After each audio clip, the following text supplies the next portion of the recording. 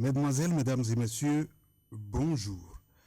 Encore des voix en faveur de la candidature de Romuald Wadanyi, c'est le gros titre de Fraternité. Le samedi 20 septembre, le mouvement pour le développement des Zongo et sympathisants a tenu un meeting d'installation des membres de la direction départementale de la Donga, occasion pour les responsables et les militants d'adhérer à la candidature du ministre Wadanyi.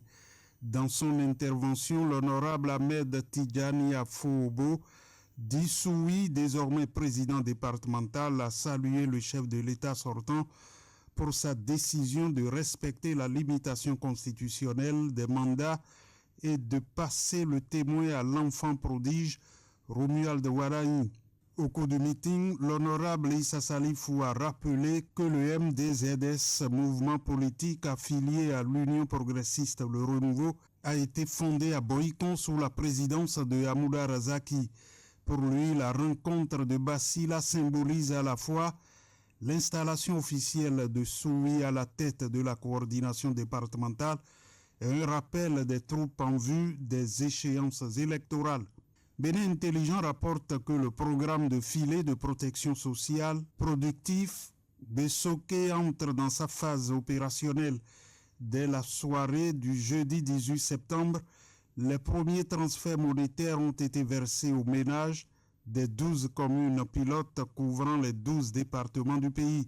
Le lendemain, 20 621 bénéficiaires, dont 85% de femmes, ont découvert sur leur téléphone portable le montant alloué pour ce premier mois, 228 272 100 francs CFA. Cette phase pilote, ajoute Fraternité, affiche des résultats concrets. 20 621 bénéficiaires, dont 85% de femmes, ont reçu une première enveloppe représentant 208 212 100 francs mobilisés pour ce premier mois. Et il en sera ainsi chaque mois pendant 9 mois. Un appui productif supplémentaire de 50 000 francs CFA, soit 2,08 milliards de francs CFA est prévu au 6e et 9e mois pour soutenir les AGR.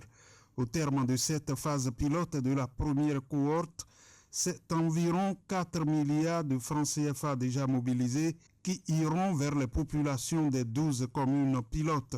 Ce n'est pas fini, le programme est prévu pour s'étendre à toutes les 77 communes au fur et à mesure que les travaux évoluent pour la certification des ménages bénéficiaires par l'Instad.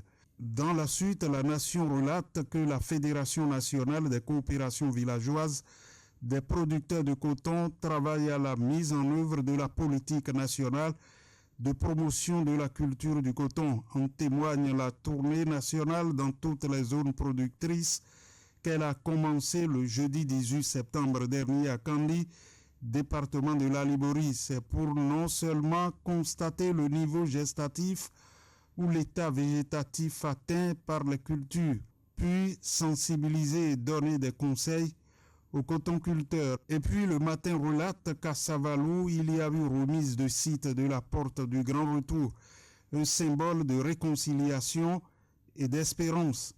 La porte du Grand Retour est un projet majeur de Sa Majesté Gbagidi XV, roi de Savalou, inspiré par la politique du gouvernement béninois visant à renforcer les liens entre les afrodescendants et leur terre d'origine.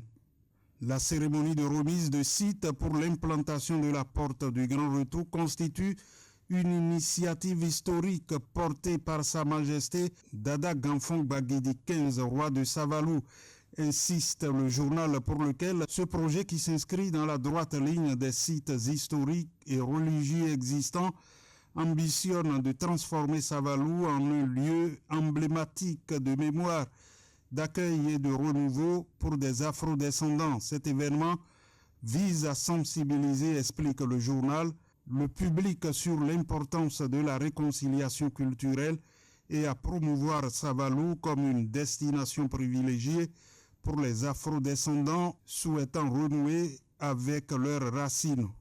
De son côté, Décryptage Info indique que dans l'espace monétaire francophone ouest-africain, La BCEAO opte pour la stabilité. À l'issue de sa 3e réunion ordinaire de l'année, le comité de politique monétaire a confirmé le 17 septembre le maintien du principal taux directeur à 3,25%, niveau auquel la banque prête ses ressources aux établissements financiers de l'Union. Le taux d'intérêt applicable au guichet de prêt marginal reste fixé à 5,25%, tandis que le coefficient des réserves obligatoires imposées aux banques demeure à 3%. Fin de la revue de presse. Merci de l'avoir suivi.